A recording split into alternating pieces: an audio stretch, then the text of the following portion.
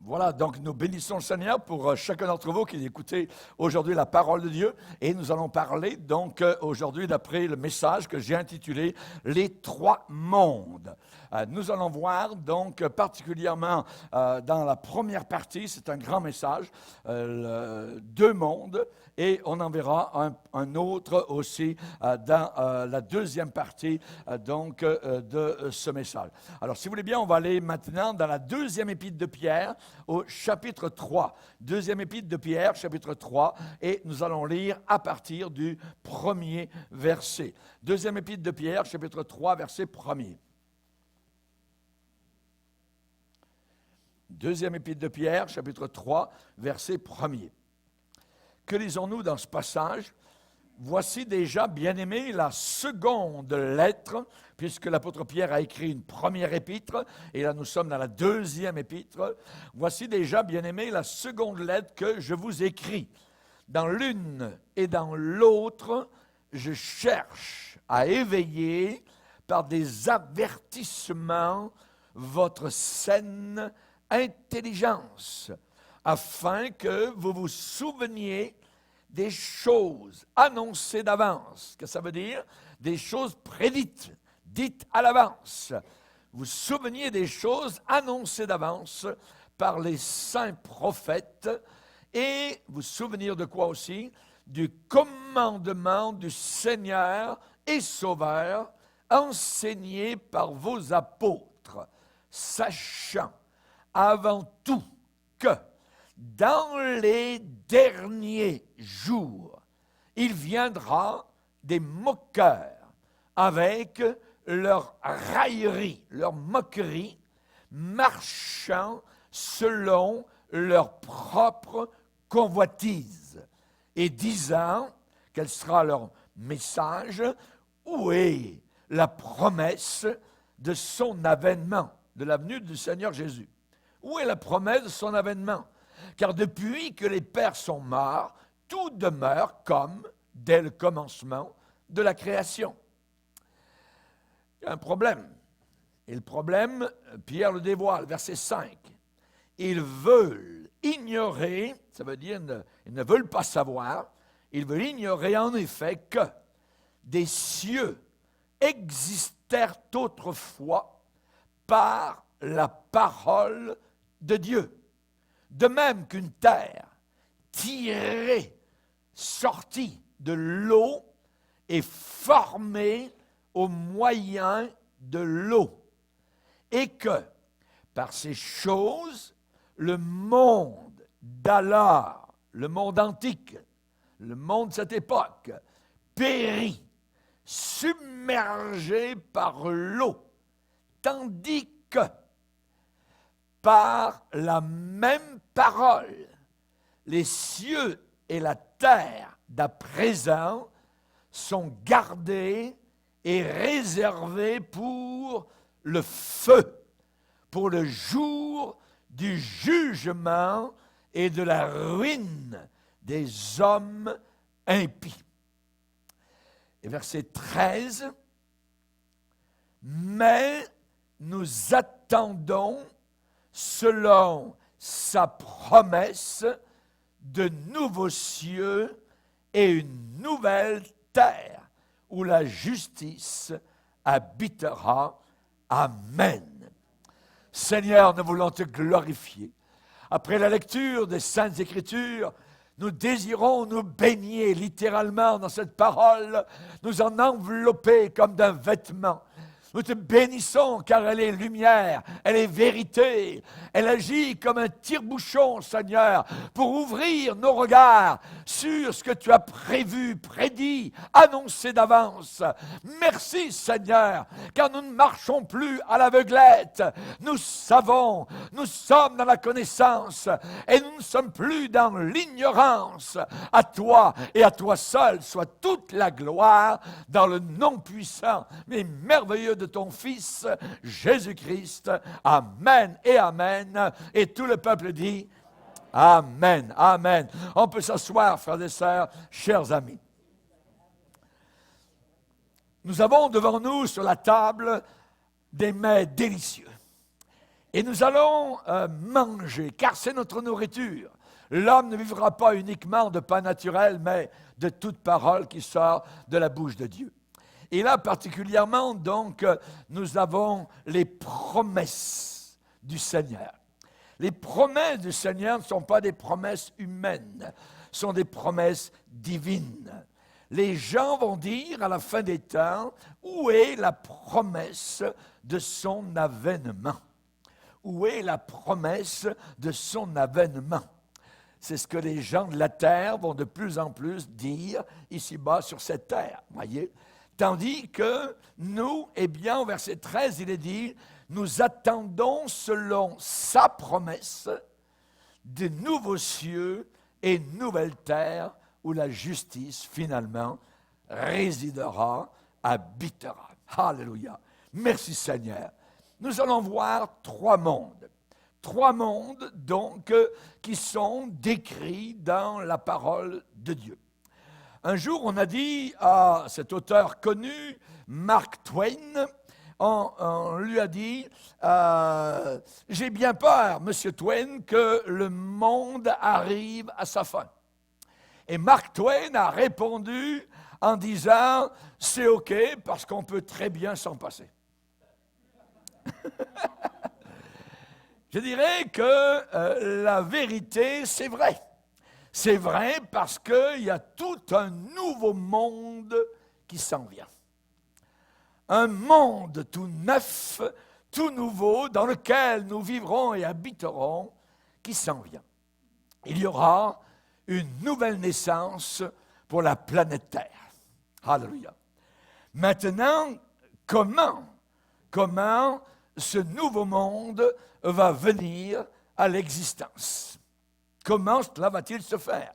Eh bien, j'aimerais répondre tout d'abord par la négation. Ce nouveau monde ne viendra pas par les intellectuels, par les chercheurs, par la Banque mondiale, par les savants top niveau, par la Banque mondiale ou par les ingénieurs du nouvel âge, genre donc le Forum économique mondial de Davos, ainsi de suite.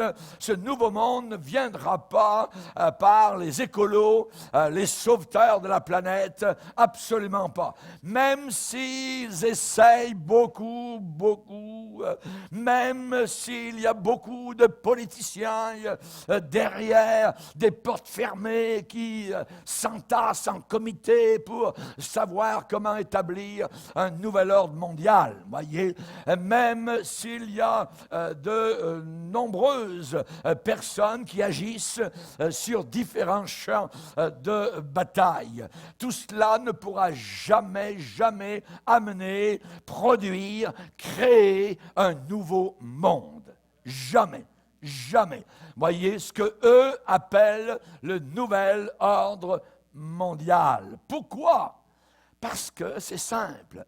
Un jour, un homme très sage a fait une déclaration il y a longtemps et il a dit « Vous ne pourrez jamais faire une bonne omelette avec des œufs pourris. » Même si vous les brassez, même si vous les battez beaucoup, voyez, vous n'arriverez pas à faire une bonne omelette. Nous allons voir aujourd'hui trois mondes, les trois mondes. Nous allons voir tout d'abord le monde passé. Le monde passé, le monde antique, donc, qui a été détruit par le déluge. Et l'apôtre Pierre parle de cela dans sa deuxième épître, au chapitre 3 et au verset 5 et 6. Il dit que les païens veulent ignorer que des cieux existèrent autrefois par le Big Bang. No way. Par la parole de Dieu. De même qu'une terre tirée de l'eau et formée au moyen de l'eau, et que par ces choses, le monde d'alors, le monde de l'époque, le monde antique, le monde de Noé, le monde d'alors périt, submergé par l'eau. C'est le premier monde. Et nous allons nous arrêter tout d'abord sur ce monde-là. C'est le monde passé qui existait à cette époque-là. La Bible l'appelle le monde d'alors. Le monde d'alors, voyez, périt, submergé par l'eau. Tandis que par la même parole, si on suit le verset, par la même parole, les cieux et la terre d'à présent, actuel, deuxième monde, le monde de maintenant, les cieux et la terre d'à présent sont gardés et réservés pour non plus l'eau, mais le feu, pour le jour du jugement et de la ruine des hommes impies. Donc, il y a premièrement le monde qui était, deuxièmement, le monde qui est là, maintenant, et troisièmement, il y a un autre monde qui s'en vient. Mais néanmoins, nous attendons, selon sa promesse, de nouveaux cieux et nouvelles terres où la justice habitera. Trois mondes. Le monde du passé, le monde actuel, présent, et le monde de l'avenir, le monde futur. Et ce passage, dans 2 Pierre, chapitre 3, eh bien, nous annonce de nouveaux cieux et nouvelles terres qui s'en viennent sur notre route. Alléluia. Nous allons regarder à ces trois mondes. Le monde, premièrement, du passé qui a été détruit par le déluge. Verset 3, sachant avant tout que dans les derniers jours, il viendra des moqueurs avec leur raillerie, marchant selon leur propre convoitise, disant où est la promesse de sa venue, d'un air moqueur. Et ces gens-là, donc, mèneront une guerre avec leur langue. Vous, les prédicateurs, vous, les chrétiens, vous parlez toujours de la deuxième venue de Jésus, du retour de Jésus-Christ. Où est la promesse de sa venue? Parce que depuis que nos pères sont morts, tout demeure comme dès le commencement de la création. Ils veulent ignorer. Ils veulent ignorer. Ça veut dire ils ne veulent pas savoir que Dieu a créé par sa parole les cieux et la terre. Et ils ne veulent pas savoir que le monde de l'époque de Noé a péri, submergé par l'eau, et qu'uniquement 8 personnes de toute la planète, parmi les millions, ont été sauvées, ceux qui étaient dans l'arche. Ils ne veulent pas savoir ça. Ils veulent ignorer. Ils veulent ignorer que des cieux existèrent autrefois par la parole de Dieu et qu'une terre, donc, a été formée au moyen de l'eau et que par ces choses, par l'eau, le monde d'alors a péri, englouti par les eaux. Tout d'abord, nous avons quoi dans le monde du passé? Nous avons un monde créé. Ça veut dire qu'il n'a pas toujours existé. Il n'y a pas toujours eu une terre sur laquelle nous sommes, ni un soleil, ni des étoiles. Il y eut une époque où il n'y avait aucune terre, avec aucun homme, avec aucun soleil et aucune lune. Le monde a été créé. Et le passage de 2 Pierre, chapitre 3, versets 4 à 6, nous dit plusieurs choses sur le monde du passé, sur le monde de l'Antiquité. Ça a été tout d'abord un monde créé. Des cieux existèrent autrefois par la parole de Dieu.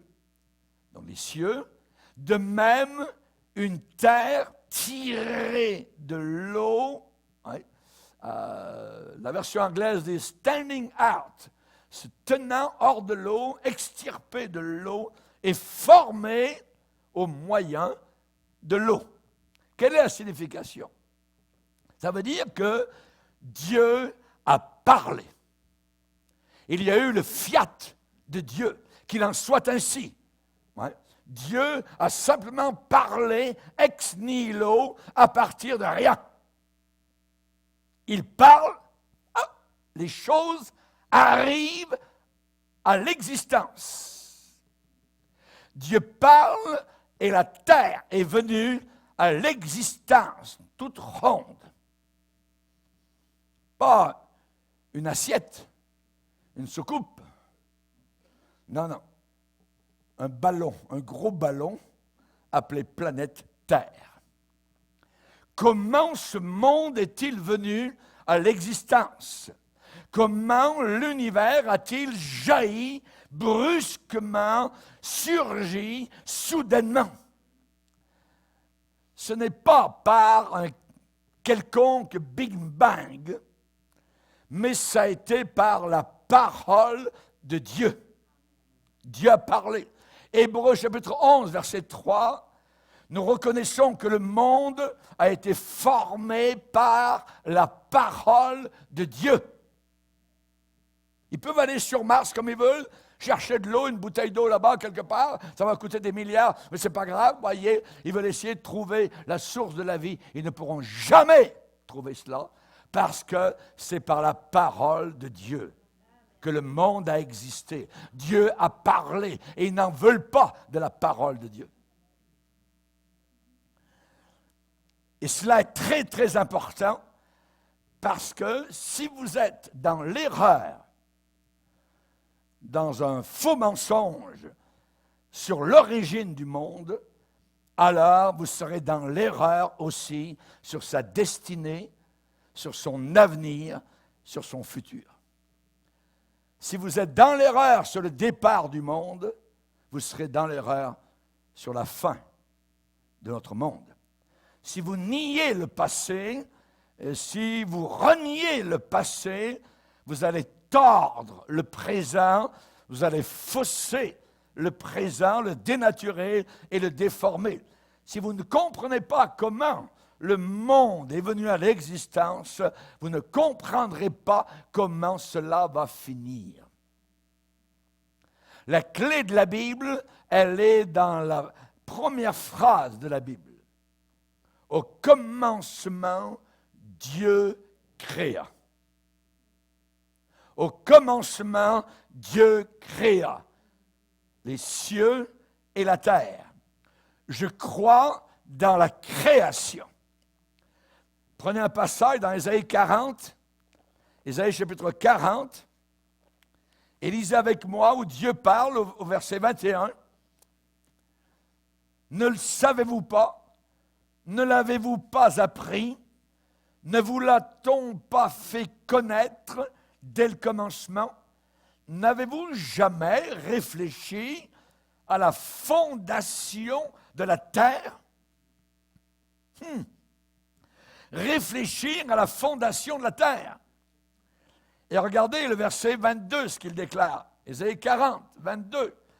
C'est lui qui est assis au-dessus du cercle de la terre. Et ceux qui l'habitent sont comme des sauterelles. Il étend les cieux comme une étoffe légère. Il les déploie comme une tente pour en faire sa demeure.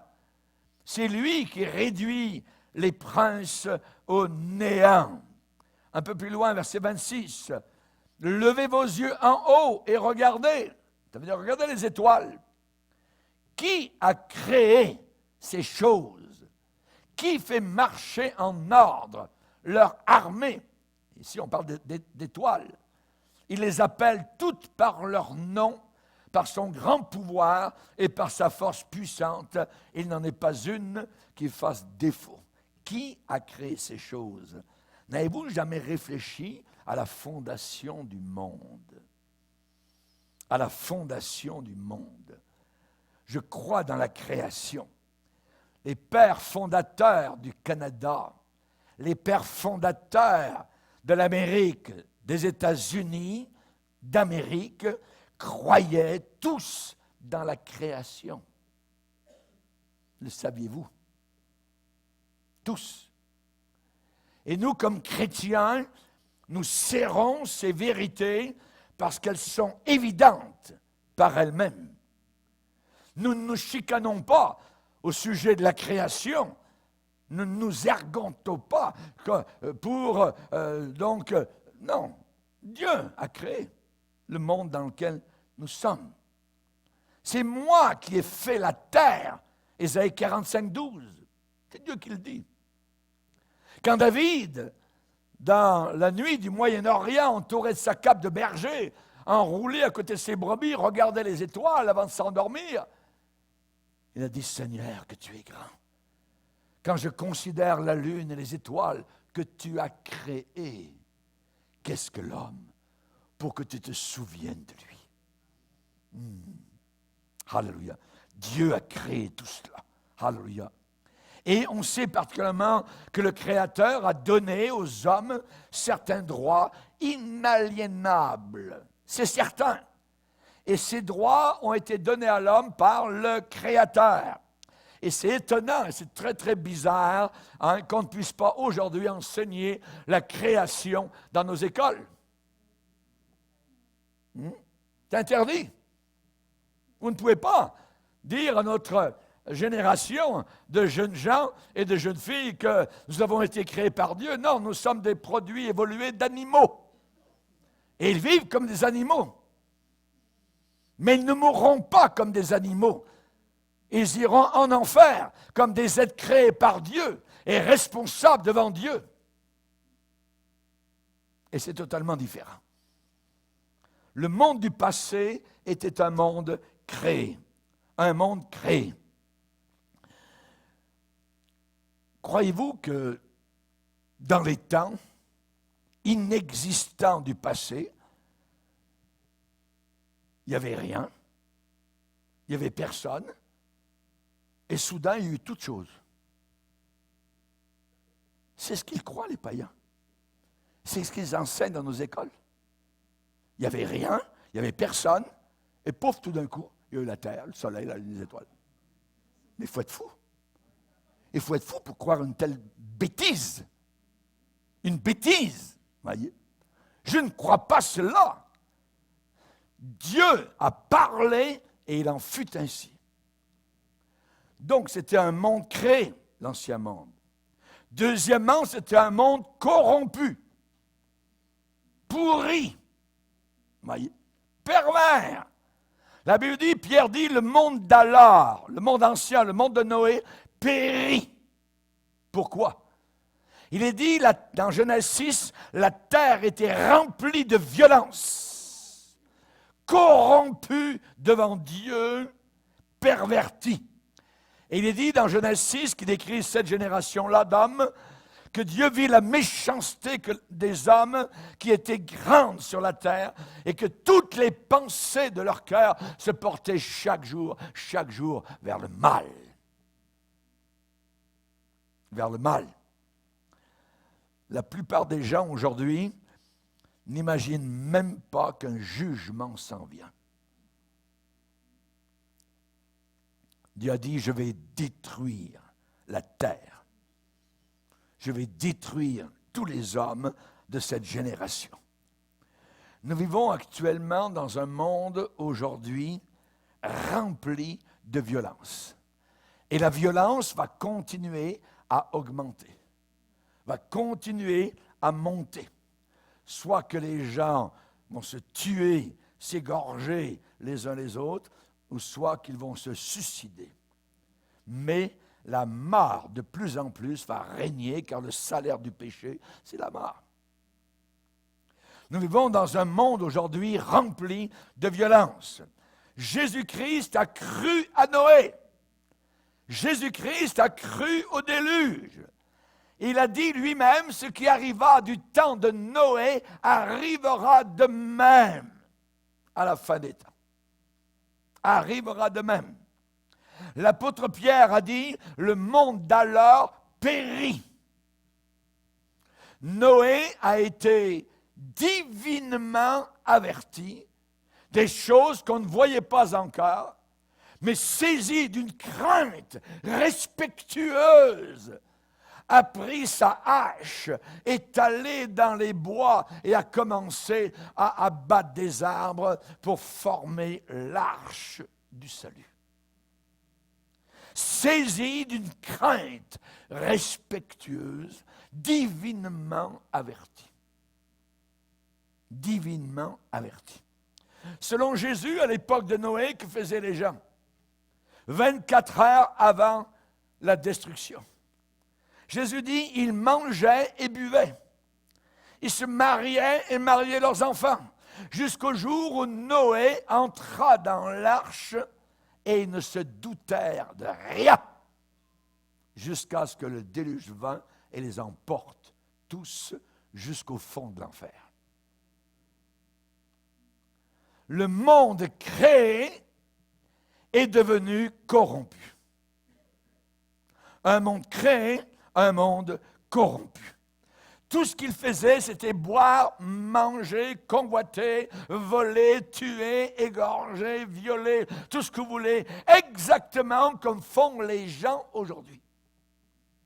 Mangeons et buvons, demain nous allons mourir. Le problème de base de notre société, c'est l'indifférence.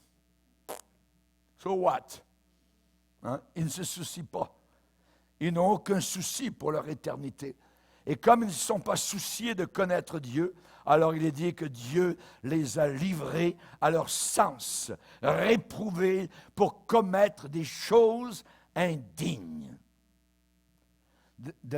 Les gens sont remplis de toute espèce d'injustice, de méchanceté, d'amour d'argent, de malice, plein de jalousie, de meurtre, de querelles, de ruses, rapporteurs médisants, impies, arrogants, hautains, fanfarons, et ainsi de suite, ad nauseam. Comme ils ne sont pas souciés de connaître Dieu. Un monde créé, un monde corrompu, et troisièmement, c'était un monde qui fut condamné. Condamné. C'était comme ça, ce fut comme cela du temps de Noé. Un monde créé est devenu un monde corrompu, et ce monde corrompu est devenu un monde condamné. Le monde d'alors périt. Dieu a patienté. Dieu a patienté du temps de Noé. Pierre, dans sa première épître, va dire qu'à cette époque-là, la patience de Dieu se prolongeait, comme un élastique qu'on tire jusqu'à pof. La patience de Dieu se prolongeait au jour de Noé pendant la construction de l'arche, dans laquelle un petit nombre de personnes, c'est-à-dire 8, furent sauvés au travers de l'eau. Autrefois, ils avaient été incrédules. Une autre version dit désobéissants. Noé a prêché pendant 120 ans. 120 ans. Moi, ça fait juste 50 ans. Vous voyez, je ne suis pas arrivé encore à la moitié de Noé. Noé a prêché pendant 120 ans. Vous voyez. Et avec la colère de Dieu au premier plan, mur à mur. Il a prêché pendant 120 ans avec le bruit des marteaux du jugement dans l'arrière-plan. Parce que chaque fois qu'il clouait un clou dans l'arche, cela voulait dire le jugement s'en vient. Dieu usait de patience. Avez-vous déjà réfléchi sur l'homme qui a vécu le plus longtemps ici-bas sur terre? Savez-vous combien de temps il a vécu? 969 années. Comment s'appelait-il? Méthusélah. Méthusélah. Cela n'est pas insignifiant. Cela a une très grande signification. Il a vécu plus qu'aucun homme. 969 ans. Mais pourquoi a-t-il vécu si longtemps? Pourquoi cela est-il encore dans la Bible? Vous savez, j'ai dédié beaucoup de bébés au Seigneur. Quand les jeunes parents viennent en avant, on prend le bébé, on le dédie au Seigneur. Hein? J'en ai dédié pas mal au travers de toutes ces années de ministère. Voyez? Et le nom des bébés était très, très varié. Voyez? Mais je n'ai pas encore dédié un bébé qui s'appelait... Et voilà, mes frères et sœurs, je vous présente le beau petit Méthusélah. aucun parent, donc, n'a présenté son bébé qui s'appelait Métuchéla. Mais Métuchéla, ce nom signifie quelque chose. Très grande signification. Métuchéla, ce bébé, a été donné comme un signe de la part de Dieu. Vous savez ce que ça veut dire? Métuchéla. C'est beaucoup de lettres dans un seul nom. En hébreu, ça veut dire « quand il mourra, cela arrivera ». Quand il mourra, cela arrivera, en parlant du déluge. Quand il sera parti, cela arrivera. Ou encore, ce sera envoyé après sa mort. Son père s'appelait Enoch. Et Enoch pensait à cela chaque fois que son fils avait un rhume ou une grippe, ou il avait pris froid. Ça va, mon fils? Ça va, mon fils? Prends bien soin de toi. Hein? Attention, quand il partira, cela viendra.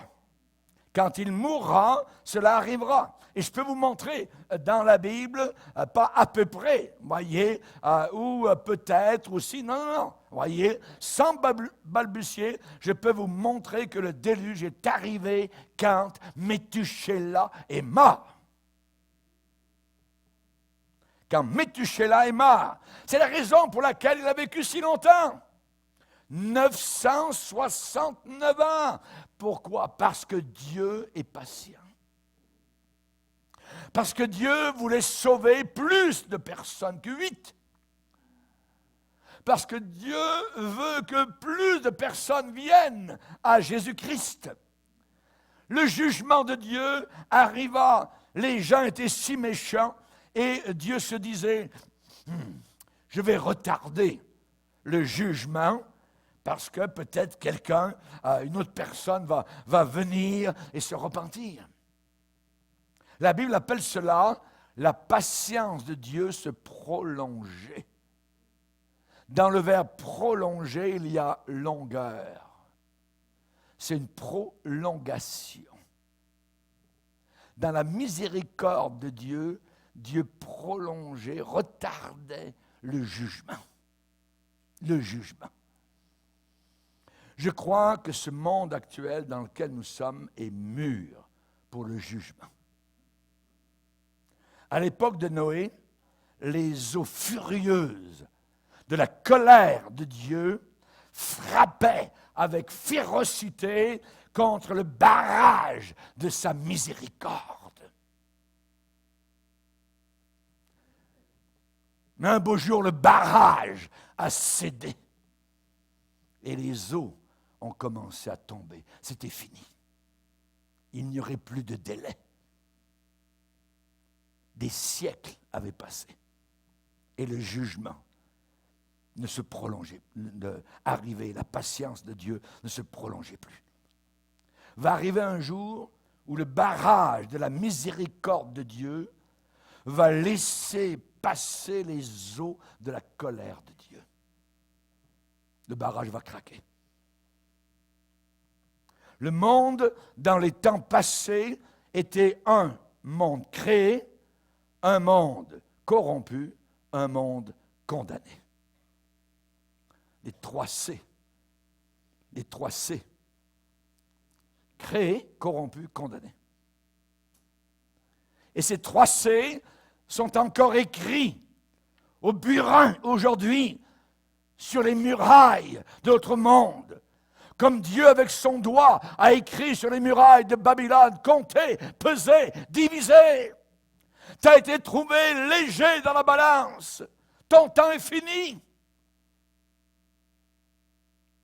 Dieu a dit dans Naoum, 1er chapitre, « Je préparerai ton cercueil parce que tu es trop léger. » Dieu le dit à notre génération actuelle. C'est le monde du passé, le monde d'Allah. Maintenant, nous allons parler du monde présent. À quoi est-il destiné? Un déluge d'eau? Non, un déluge de feu. Tout autour de la planète Terre. Et je vais vous expliquer. Le monde actuel ne sera pas détruit par l'eau, mais par le feu. Le monde actuel est destiné au feu, il est destiné à brûler. Les cieux et la terre de maintenant, nous dit l'apôtre Pierre dans sa deuxième épître au chapitre 3, le monde à présent sont gardés et réservés pour le feu, pour le jour du jugement et de la ruine des hommes impies. Impies. Réservés par la même parole. Par la même parole qui a créé le monde. La même parole qui a créé le premier monde. Gardé, réservé pour le feu. Soulignez bien cela dans votre Bible. Pour le jour du jugement et de la ruine des hommes impies. Et le psaume 1er nous dit qu'au jour du jugement, les impies ne résistent pas. Ils ne peuvent pas résister. Devant Dieu, nous l'avons lu, ils sont comme des sauterelles sur la petite planète Terre.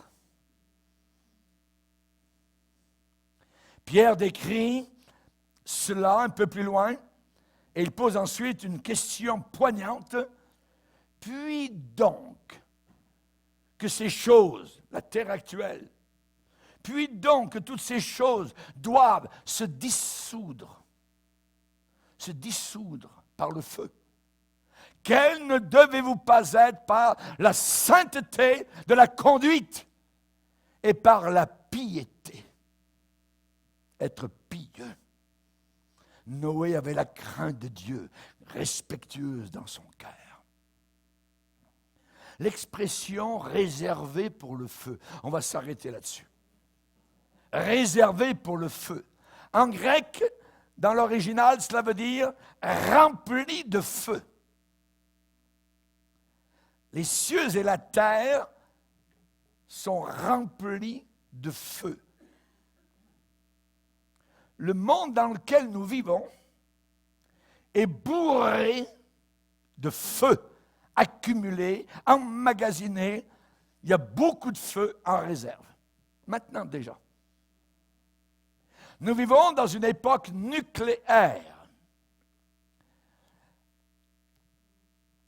Nous avons des scientifiques actuellement qui nous disent qu'il existe une structure, écoutez bien, une structure atomique à toute chose dans toute particule de matière. Toute particule de matière, il y a une structure atomique. À tout atome de matière, il existe un noyau au centre. Ce noyau a un centre très dense. Et il existe une charge électrique positive à l'intérieur du noyau de l'atome. En plus, autour de l'atome, de ce noyau d'atome, il y a des particules nucléaires qui tournent autour de ce noyau à une vitesse inimaginable. Ces petites particules s'appellent les électrons. Et les électrons ont une charge électrique négative. Ces petites particules sont minuscules, vous ne les voyez pas du tout à l'œil. Et les électrons tournent autour du centre, autour du noyau de cet atome, à des vitesses incroyables, inimaginables, vertigineuses. Des milliards de fois chaque millionième de seconde. Pas mal rapide. Une vitesse impensable. Ces électrons tournent là, autour du noyau. Le noyau, donc, a une charge positive. Les électrons ont une charge négative. le positif et le négatif s'attirent l'un à l'autre et c'est ce qui tient tout cela ensemble. Le monde actuel, la cohésion. Problème, c'est que personne ne comprend ce qu'est cette charge électrique. Personne.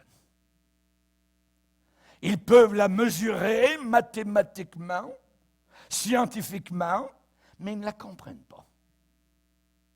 Ils ne peuvent pas comprendre ce qui donne, ce qui procure, ce qui accorde à cette chose donc incroyable de la faire bouger si vite. Mais ça tient ensemble. Ça tient ensemble. C'est accroché ensemble à cause du positif et du négatif qui s'attirent l'un à l'autre.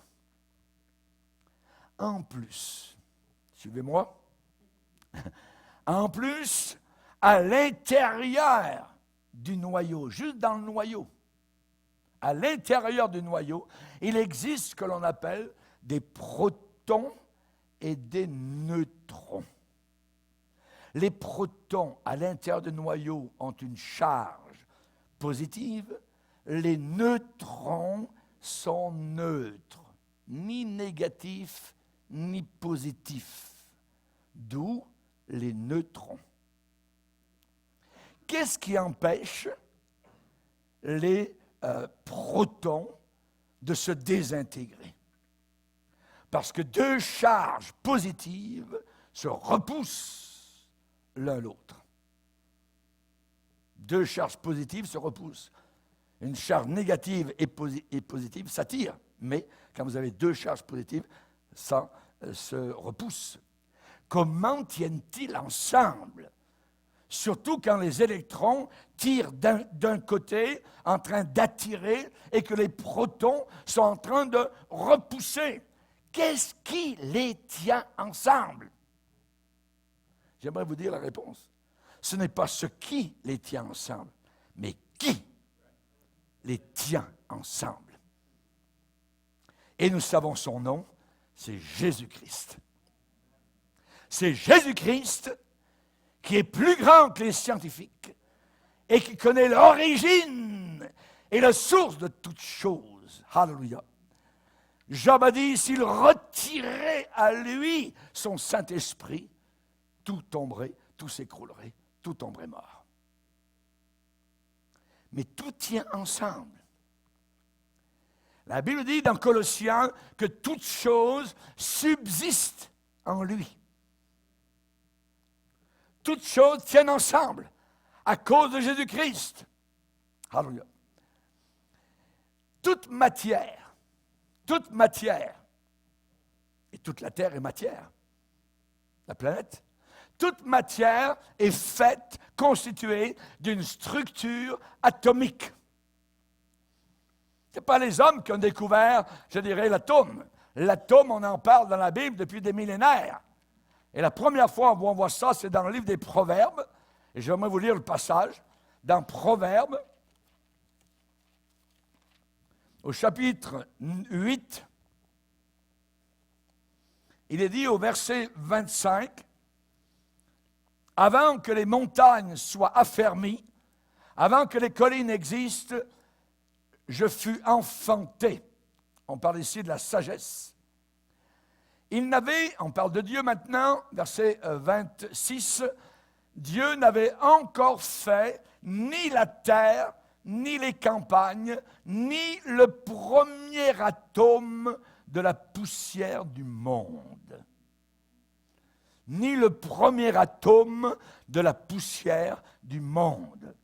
Fondamentalement, je dirais à la base, eh bien, la terre, tout ce que nous avons autour de nous, ce n'est pas du solide. Ce n'est pas du solide. Tout est vraiment fait de charges électriques. Si vous descendez, si vous allez au fin fond des éléments de la matière, c'est de la puissance. La matière est de la puissance et non pas de la substance. tel que nous le voyons. C'est de la puissance, voyez. En fait, tout n'est vraiment pas du solide, mais simplement une masse tourbillonnante, je dirais, virevoltante d'énergie. Le monde est rempli d'énergie, avec ses atomes, ses neutrons, ses protons, ainsi de suite. Et la parole de Dieu est très claire à ce sujet. Hébreux 11, verset 3, c'est au travers de la foi que nous reconnaissons, que nous comprenons que le monde a été fait par la parole de Dieu. Quelque chose qu'on ne peut pas toucher, qui est dit, invisible. En sorte, dit la Bible, que ce qu'on voit, la planète Terre, ce pupitre, votre chaise, les murs de l'Église, en sorte que ce qu'on voit n'a pas été fait de choses visibles, c'est-à-dire de structures moléculaires. Les choses qui sont visibles sont faites de choses qui n'apparaissent pas, qu'on ne voit pas, qui ne sont pas visibles. Le visible est fait de l'invisible. Alléluia, gloire à Dieu. C'est là où vous êtes mieux d'avoir la foi. Alléluia. Qu'est-ce qui n'est pas visible? Qu'est-ce que nous ne voyons pas? La structure nucléaire de notre monde. Et la Bible dit que c'est réservé pour le feu. Cette structure moléculaire, mondiale, terrestre, planétaire, est réservée pour le feu, gardée pour le feu. En réalité, tout est du feu. Je m'habille avec du feu. Vous voyez? Je respire de l'air qui est du feu. Il y a des molécules partout. Je mange, et vous mangez, du feu. Structure moléculaire. Vous buvez du feu, même si vous buvez de l'eau. Vous dormez sur du feu. Structure moléculaire. Votre lit est fait de feu. Je tiens une Bible qui est chargée de feu. Tout ce que nous avons, tout ce que nous voyons est chargé de feu. Réservé, rempli de feu, gardé pour le feu. Je ne pense même pas que l'apôtre Pierre savait cela, mais Dieu le savait lorsqu'il lui a demandé d'écrire cela. D'écrire cela. Dieu dit que nous vivons dans un monde superchargé d'explosifs. Dieu nous dit que nous vivons dans un monde réservé pour le feu, où le feu est emmagasiné de façon invisible. Il n'y a pas besoin de bombes atomiques. Toute l'Écriture est inspirée de Dieu et utile pour enseigner. Que va-t-il arriver? La Bible dit, les éléments embrasés se dissoudront. Soudain, il y aura du feu partout, sur toute la planète Terre. Sous les pieds, en haut, l'air va devenir du feu, l'eau va devenir du feu, tout. Les maisons vont devenir du feu, tout. La terre va devenir du feu.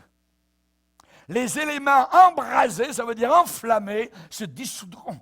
Et la terre, avec les œuvres qu'elle renferme, sera consumée. Fondront par une chaleur intense, seront en fusion. Il est dit que le jour du Seigneur viendra comme un voleur dans la nuit. En ce jour, les cieux passeront avec fracas. Là, vous aurez un bing bang.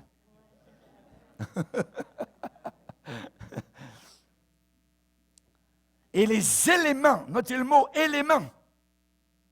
Et les éléments, ils ont même appelé une voiture élément. Et les éléments, voyez, ça veut dire quoi les éléments? Toute la structure moléculaire. Le monde n'a pas commencé avec un Big Bang, mais il va finir avec un immense Big Bang, un grand bruit, un grand fracas. Et vous savez maintenant ce que signifie élément. Élément. L'entité de base de la création. Toute la structure atomique de la planète Terre se dissoudront, fondront, voyez, par une chaleur intense, dissipée, disparue. Disparue.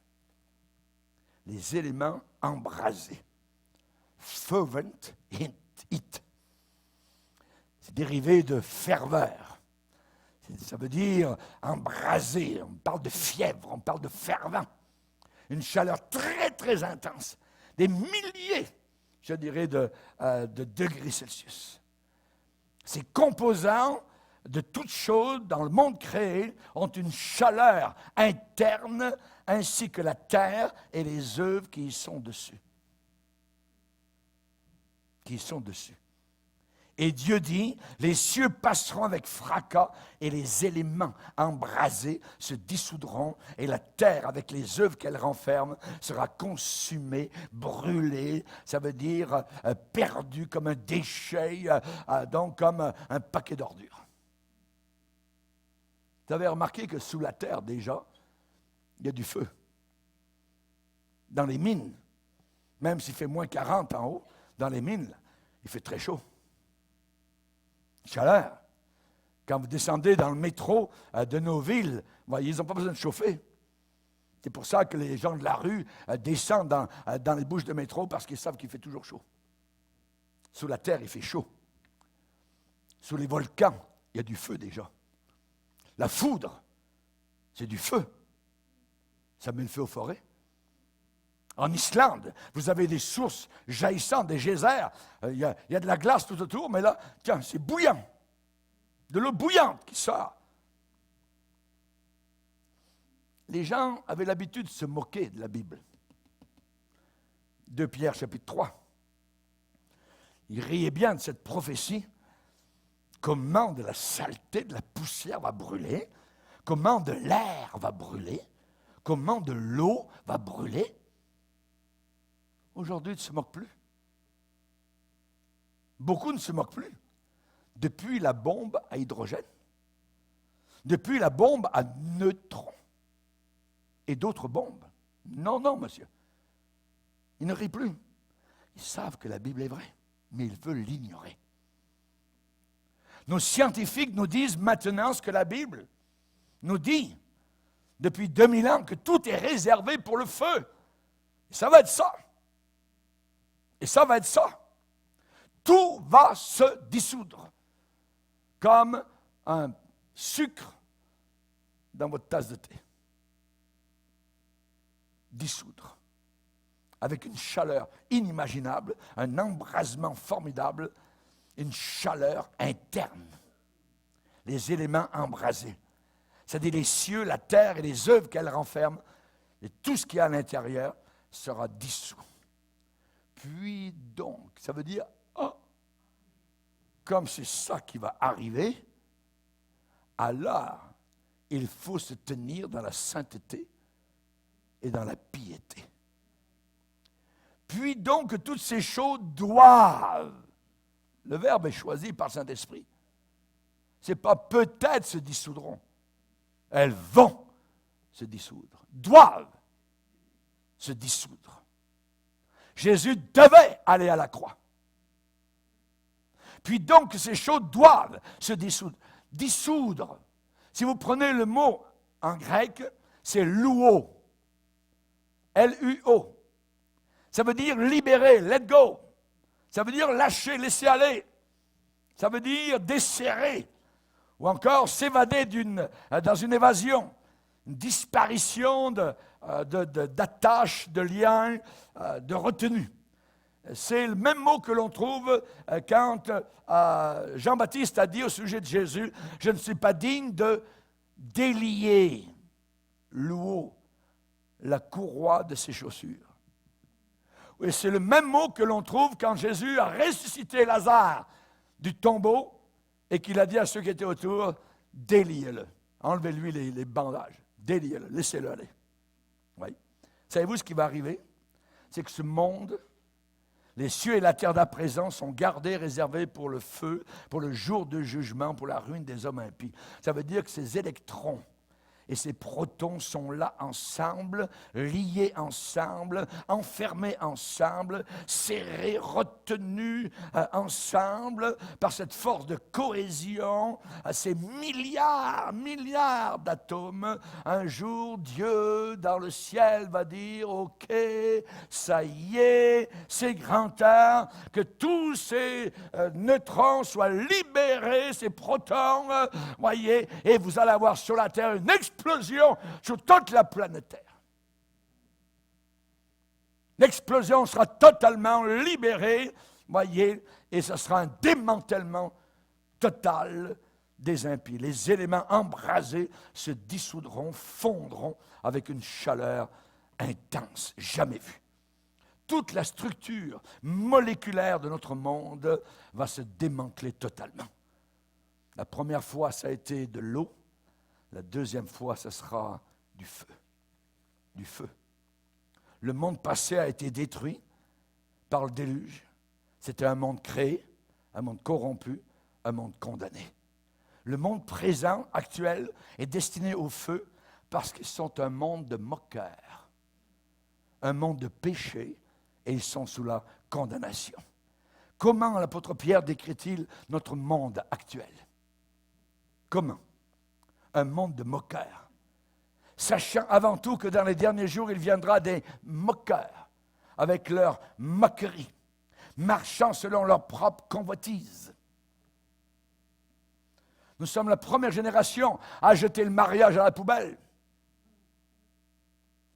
Certains pensent que nous sommes complètement dérangés, nous les chrétiens, que nous sommes prêts à l'hôpital psychiatrique, à l'asile, voyez, qu'on est prêt à être enfermés. Ils se moquent de nous. Nous devenons le rebut de la génération, les méchants.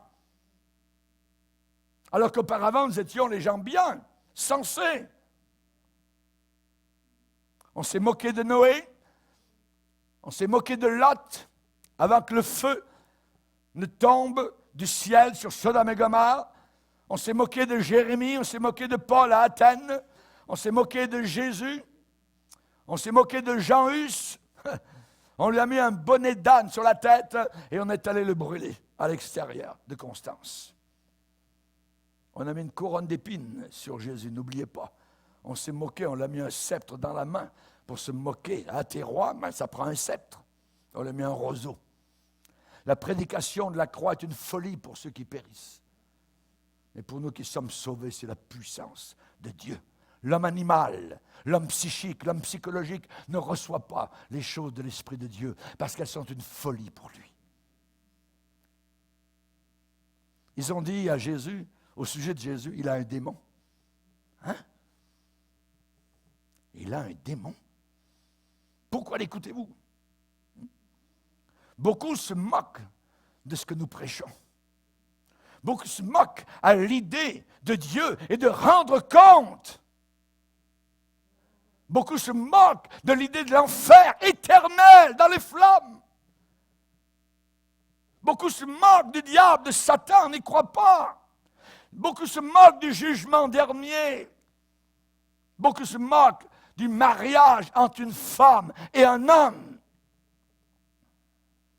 Beaucoup se moquent de l'enlèvement soudain de l'Église qui va disparaître en un instant.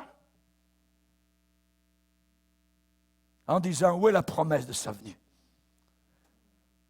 Puis-je vous dire que chaque moqueur est un signe que Jésus s'en vient.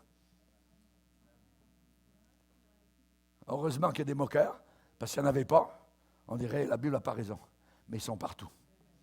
Ça veut dire que Jésus s'en vient. Il est très, très proche. Alléluia. Le moqueur devient lui-même un signe de la venue prochaine et soudaine de Jésus-Christ. Alléluia. Quand vous passez les canaux de télévision, vous arrêtez sur un canal pour écouter ce que ce moqueur a à dire, cette moqueuse, je dirais, je les appelle de timbrer littéralement. Je peux dire à ces gens-là, vous pouvez rire tout le long du chemin qui va en enfer, mais rira bien qui rira le dernier. Amen. Alléluia. vous ne pourrez pas rire votre sortie une fois que vous serez en enfer. C'est terminé. Vous pouvez vous moquer si vous désirez. Notre monde est devenu un monde de moqueurs. Les comédiens, en fin de soirée, ils obtiennent les bravos, les applaudissements donc de leur audience parce qu'ils se moquent des chrétiens, ils se moquent de Jésus, ils se moquent de la Bible. Au Brésil, durant le carnaval, ils ont fait une parodie de Satan. Ils l'ont mis là, comme sur un trône, tout ça. Et il y avait quelqu'un derrière qui tirait Jésus, qui était par terre, littéralement avec une corde. Une semaine après, celui qui tirait Jésus est mort. On ne se moque pas de Dieu. Baissons nos têtes et prions.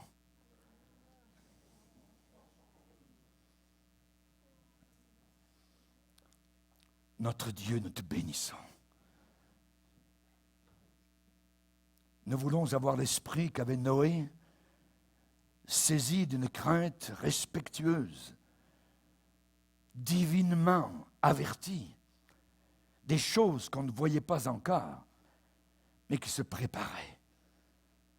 Nous te bénissons, Seigneur, pour ce temps métuché-là que nous vivons actuellement, où ta patience se prolonge.